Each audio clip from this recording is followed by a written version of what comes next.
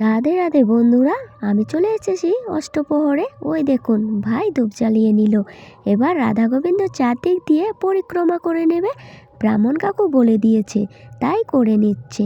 ভাই যখন মেডিকেল পরীক্ষা দিয়েছিল তখন আমি মানত করেছিলাম, ভাই মেডিকেলে চান্স পেলে এই নাম কীর্তনে এসে বাতাসা ছেটাবে। ভাই বাড়ি থাকে না বলে কাজটি আর করা হয়নি। এবছর বাড়ি রয়েছে, তাই করে নিচ্ছে। এবার সন্ধ্যা আরতি শুরু হয়ে গেছে। গ্রামের কাকু, জেঠু, দাদাভাই সবাই বসে পড়েছে। এদিক দিয়ে বৌদিরাও বসেছে।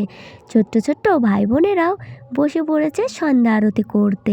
আমাদের গ্রামে ছোট থেকে বড় সবাই খুবই ভক্ত। নাম কীর্তনের আজকেই শেষ দিন। দুদিন নাম কীর্তন হলো, কালকে পথ কীর্তন হবে, কালকে সরস্বতী পুজো। তো খুব সুন্দর সন্ধ্যা আরতি হয়েছে।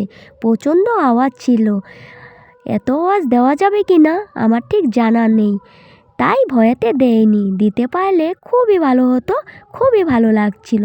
কিন্তু আমি বেশি সময় থাকতে পারিনি, আমার প্রচণ্ড ঠান্ডা লেগেছে। তার জন্য দেখুন, ছোট্ট ছোট্ট বোনেরা কত সুন্দরভাবে নাচছিল। তো এবার আমি বাড়ি চলে যাব। চলুন আজকে আপনাদেরকে খাবারের জায়গাটা দেখাবো। তো আমি এখন বাড়ি চলে যাচ্ছি। এই বৌদির সাথে দেখা হলো, এখানে প্রসাদ দেওয়া হবে। তো আজ এ পর্যন্তই, কথা হবে নতুন পর্বে।